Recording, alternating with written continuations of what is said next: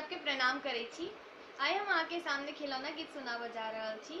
जहाँ अखन तक हमारे चैनल के सब्सक्राइब नहीं किए तो हमारे चैनल के सब्सक्राइब करूँ, हमारे वीडियोस के शेयर करूँ और हमरा कमेंट द्वारा बताओ कि अहाँ के गीत केहन लागल और अहाँ और कौन गीत सुनना चाहे छी। गीत सुनाबे छी। हिया खोल के मांगू ननदी, जे मांगब से देब। हिया खोल के मांगू ननदी, जे मांगब से देव। देवा के ता देबे करब, मथ में टीका देव। देवा के ता देबे करब, मांग में टीका देव।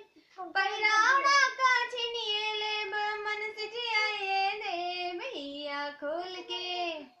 हिया खोल के मांगू ननदी, जे मांगब से देव। हिया खोल के मांगू ननदी, जे मांगब से देव। देवा के ता देबे करब, नक में नथिया देव। देवा के ता देबे करब, नक में नथिया देव।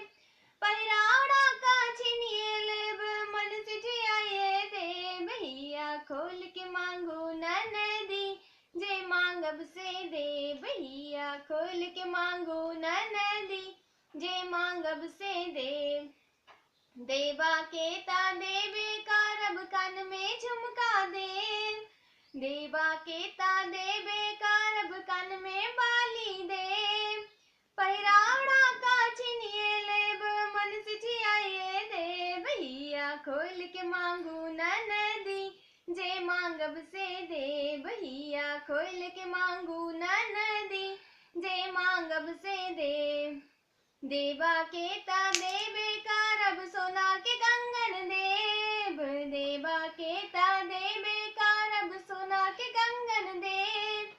पहिरावड़ा का छिनिए लेब, मन से जियाए देव। हिया खोल के मांगू ननदी, जे मांगब से देव। हिया खोल के मांगू ननदी, जे मांगब से देव।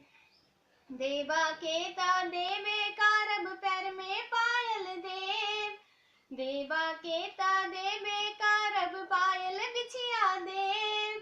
पहिरावड़ा का छिनिए लेब, मन से जियाए देव। हिया खोल के मांगू ननदी, जे मांगब से देव। हिया खोल के मांगू ननदी, जे मांगब से देव।